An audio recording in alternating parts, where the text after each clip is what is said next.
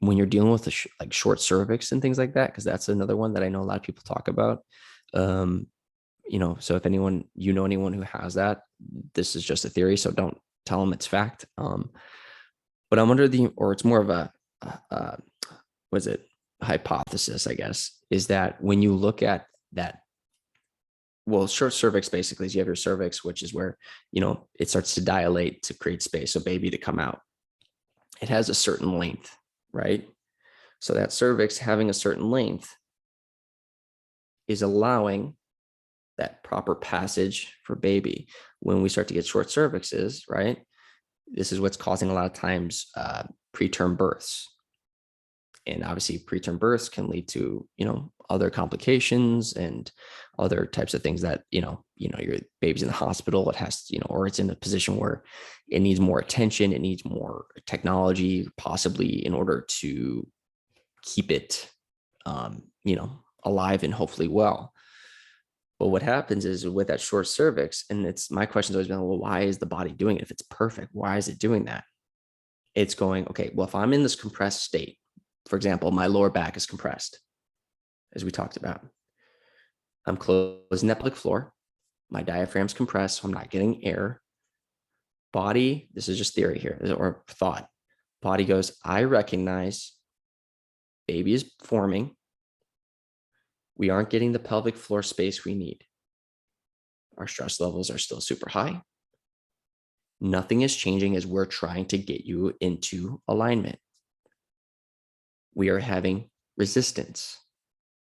Therefore, I'm under the impression perfect body is now going, hey, we need to get the baby out, and we need to get the baby out as soon as we can.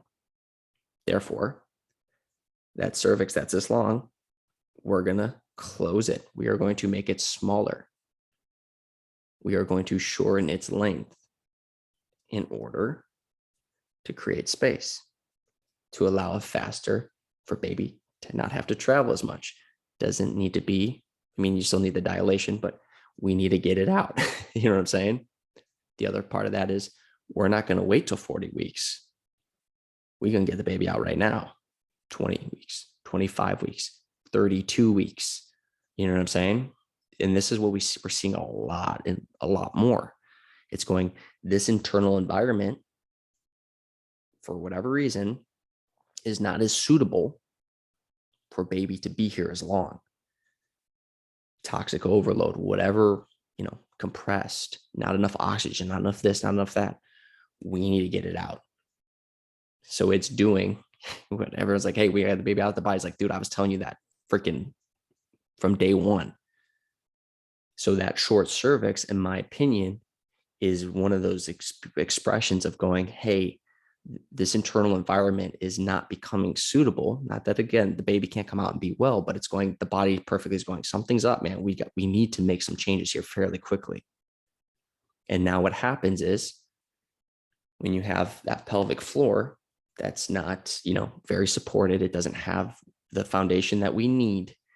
And as baby starts to get bigger, and this is why we see a lot of preterm birth after 20 weeks, after that 20-week mark, you start to see that compression slowly but surely sit down into the bottom of the pelvis. It starts to make its way down. And even though it's expanding out and it's still high, there is that space, that weight that pelvic floor now is not used to.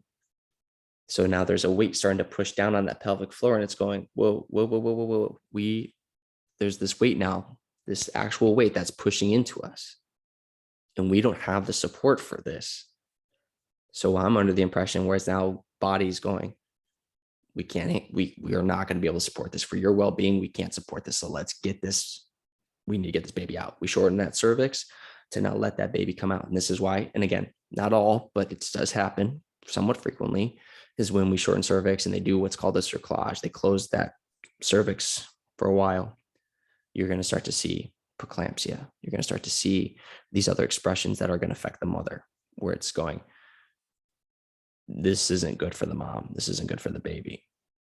And it's like, hey, I'm stopping a perfect response right now in order to obviously get baby to the best that you can to term. But then it doesn't go to term because now the preeclampsia is too high, and doctors are going, we gotta do a C-section. We gotta get the baby out. You're not dilated. So you start to see it's like, well, we were gonna bring the baby out, but you stopped it because it was too early. But that was when we were ready. Now we're giving you all these responses, hormonal changes, everything else, and now emergency C-section. And now it's the well-being of the mother, well-being of the baby, all this other stuff. So it's going, can we avoid that? Can we do what we can leading into birth, during pregnancy, before pregnancy, during pregnancy, and then obviously still even more importantly after pregnancy?